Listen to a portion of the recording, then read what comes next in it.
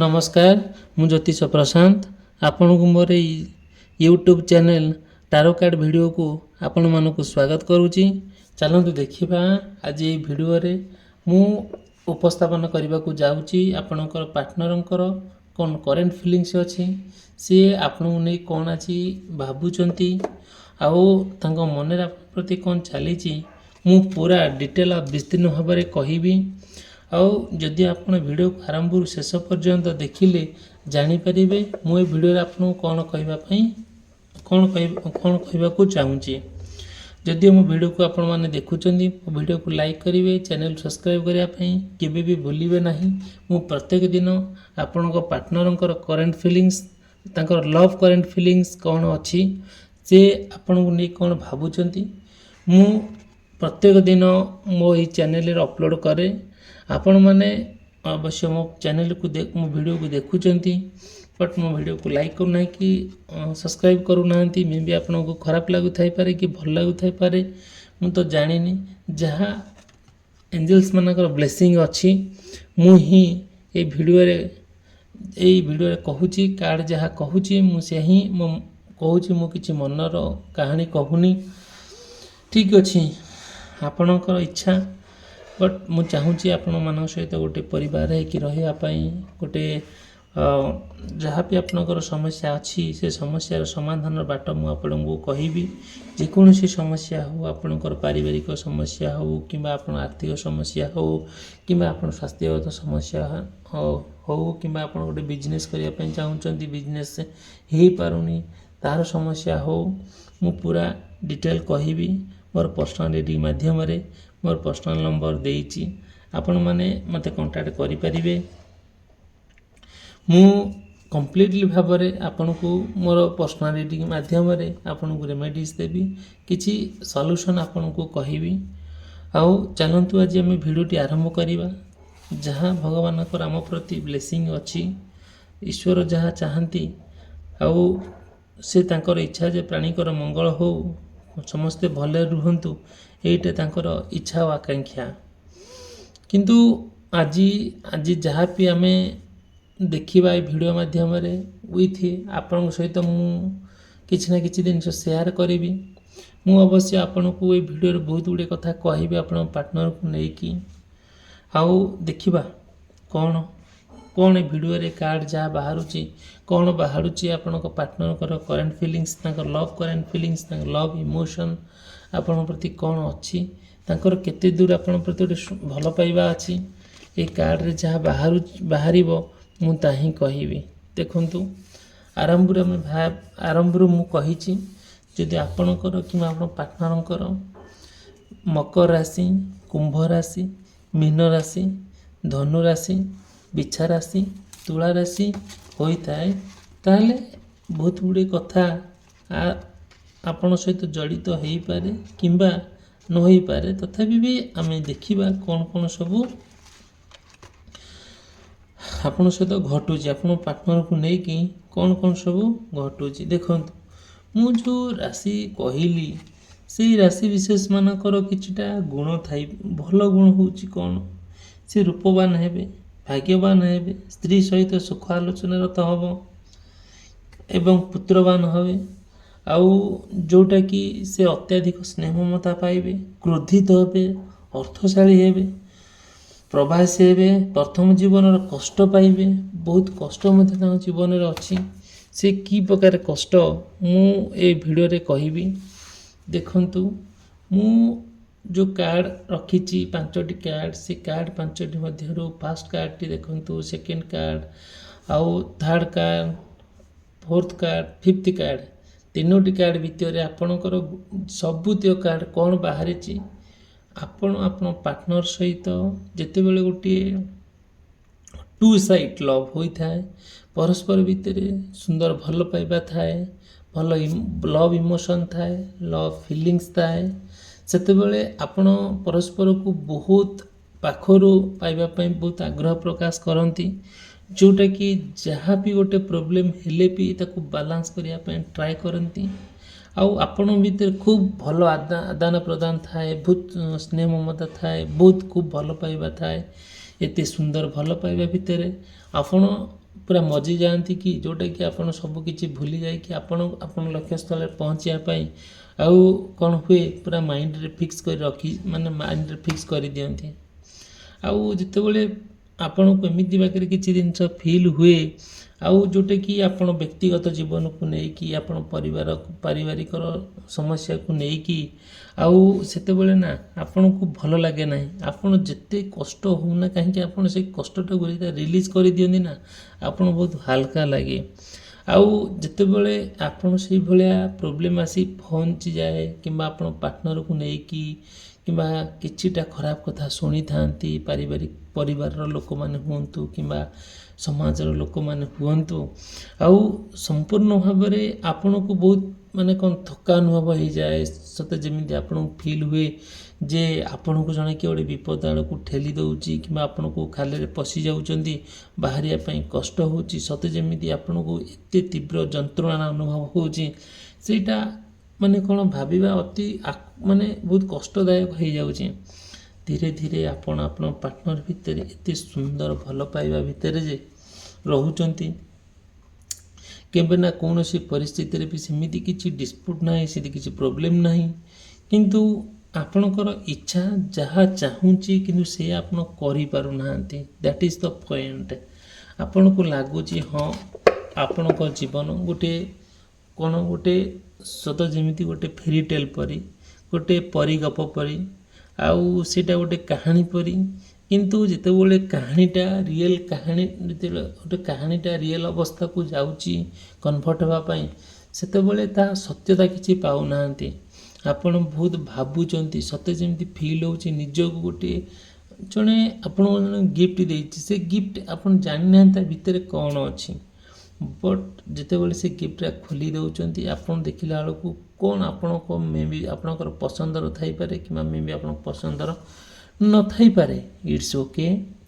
ଯାହା ହେଉନା କାହିଁକି ମୁଁ ଆପଣମାନଙ୍କୁ ଏହା କହିବାକୁ ଚାହୁଁଛି, ଯେତେବେଳେ ଆପଣ ପାର୍ଟନରକୁ ନେଇକି ଯାହା ଗୋଟେ ଭାବୁଛନ୍ତି, ଗୋଟେ ଲକ୍ଷ୍ୟସ୍ଥଳ ପହଞ୍ଚିବା ପାଇଁ ମନସ୍ଥ କରିଛନ୍ତି, ଗୋଟେ ଡିସାଇଡ଼୍ କରିଛନ୍ତି, ଏକ୍ଜାକ୍ଟଲି ହୁଏତ ଆପଣ ସେଇଟା ଆପଣ ପାଇପାରୁନାହାନ୍ତି କି ଆପଣ ପାଇଯାଇଛନ୍ତି।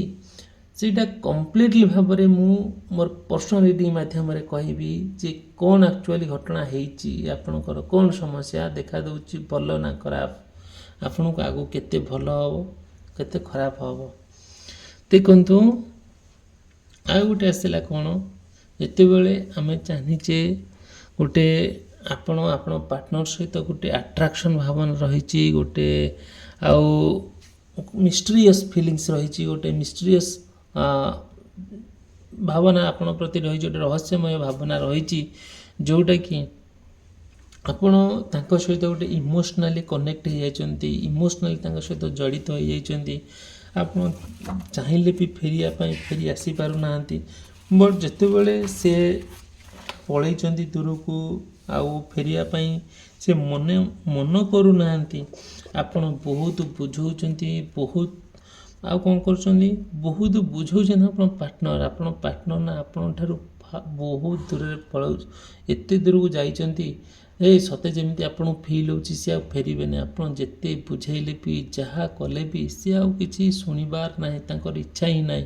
ଯେତେବେଳେ ଆପଣ ରୋମାନ୍ସ କରିବା ପାଇଁ ଇଚ୍ଛା ହେଉଛି କିମ୍ବା ଗୋଟେ ପାର୍ଟନରକୁ ପାଖରେ ପାଇବା ପାଇଁ ବହୁତ ଇଚ୍ଛା ଶକ୍ତି ଆସିଯାଉଛି, ସେତେବେଳେ କମ୍ପ୍ଲିଟଲି ଭାବରେ ନା ଆପଣ କ'ଣ କରୁଛନ୍ତି, କିଛି ଭାବିପାରୁନାହାନ୍ତି କ'ଣ କରିବେ।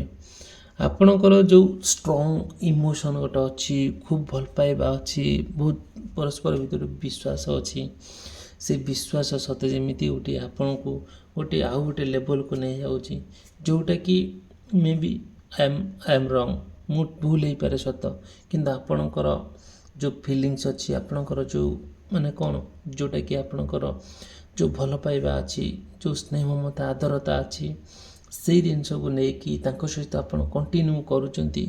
ଆପଣଙ୍କ ଭିତରେ ଗୋଟେ ଭଲ କେମିଷ୍ଟ୍ରି, ଭଲ ଷ୍ଟ୍ରଙ୍ଗ ରିଲେସନସିପ୍, ସେଇ ରିଲେସନସିପ୍ ନା କେବେ ଭାଙ୍ଗିବ ନା କେବେ କିଏ ଭାଙ୍ଗି ଦେଇପାରିବ। ଦେଖନ୍ତୁ ବଟ୍ ଏମିତି ଦିନ ସମୟ ଆସିଲା, ସେ ରିଲେସନସିପ୍ ଭିତରେ ବ୍ରେକଅପ୍ ସୃଷ୍ଟି ହେଲା। ଆଉ ଆପଣଙ୍କ ଭିତରେ ସବୁ କିଛି ହେଲା, କିନ୍ତୁ ଧୀରେ ଧୀରେ ଆପଣ ପାର୍ଟନର୍ ନେଇକି ବହୁତ କନଫ୍ୟୁଜ୍ ହେଲେ। ପ୍ରତ୍ୟେକ କଥାର ଡିସ୍ପ୍ୟୁଟ୍ ବାହାରିଲା। ନା ସେ ଆପଣଙ୍କୁ କିଛି ଯାହା କହିଲେ ଆପଣଙ୍କୁ ଭଲ ଲାଗୁଛି, ନା ଆପଣ ଯାହା କହିଲେ ତାଙ୍କୁ ଭଲ ଲାଗୁଛି। ପରସ୍ପର ଭିତରେ କିଛି ସେମିତି ଆଉ କିଛି ନାହିଁ, ଆଉ ସେମିତି କିଛି ଅନେଷ୍ଟ ନାହିଁ, ଏମିତି କିଛି ଆଉ କିଛି ଯେଉଁ ଆମର ଥାଏ ସତ୍ୟତା ଥାଏ, ଆଉ ସେ ସତ୍ୟତା ନାହିଁ କି ଅନେଷ୍ଟନେସ୍ ନାହିଁ। ସବୁବେଳେ କ'ଣ ଚାଲିଲା, ଗୋଟେ ଡିସ୍ପ୍ୟୁଟ୍ ଚାଲିଲା, ଗୋଟେ ମାନେ ସେପାରେଟ୍ ଭାବନା ଚାଲିଲା। ସେପାରେଟ୍ ହେଇକି ଚାଲିଲେ ସେ ଦୂରକୁ ଆପଣଙ୍କ ଠାରୁ ବହୁତ ଦୂରରେ ରହିଗଲେ। କଳି ଝଗଡ଼ା ଏମିତି ଅନଟନ ଭିତରେ, ଆଉ ସେମିତି ପ୍ରୋବ୍ଲେମ୍ ଭିତରେ ସେ ଆପଣଙ୍କୁ ଛାଡ଼ି ଦେଇ ସମ୍ପୂର୍ଣ୍ଣ ଭାବରେ ସିଏ ଚାଲିଗଲେ ଅଲଗା ରାଜ୍ୟକୁ, ଅଲଗା ଦୁନିଆକୁ।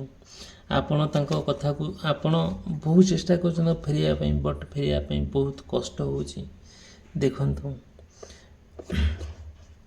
ଯଦି ଆପଣଙ୍କର କିମ୍ବା ଆପଣ ପାର୍ଟନରଙ୍କର ମେଷ ରାଶି, ବୃଷ ରାଶି, ମିଥୁନ ରାଶି, କର୍କଟ ରାଶି, ସିଂହ ରାଶି, କନ୍ୟା ରାଶି, ଯଦି ଏଇ ରାଶି ବିଶେଷ ମାନଙ୍କର ତାଙ୍କର କିଛିଟା ଭଲ କର୍ମ ଥାଏ, କିଛିଟା ତାଙ୍କର କିଛିଟା ପରିବର୍ତ୍ତନ ଥାଏ, ସତେ ଯେମିତି ତାଙ୍କ ପାର୍ଟନରକୁ ନେଇକି ସେ ଚାହୁଁଛନ୍ତି କିଛିଟା ପରିବର୍ତ୍ତନ ହେଉ, କିଛିଟା ତାଙ୍କର ଉନ୍ନତି ହେଉ, ତାଙ୍କର କିଛି ଭଲ ହେଉ, ସମୟ ଅନୁଯାୟୀ ସେ ବଦଳି ଯାଆନ୍ତୁ ସବୁକିଛି, ଆଉ ତାଙ୍କର ସବୁକିଛି ବିରାଟ ପରିବର୍ତ୍ତନ ଆସିଯାଉ। ଆପଣ ଧୈର୍ଯ୍ୟ ଧରି ସେଇ ଅପେକ୍ଷାକୁ, ସେଇ ଚାନ୍ସକୁ ଆପଣ ଅପେକ୍ଷା କରି ବସିଥାନ୍ତି।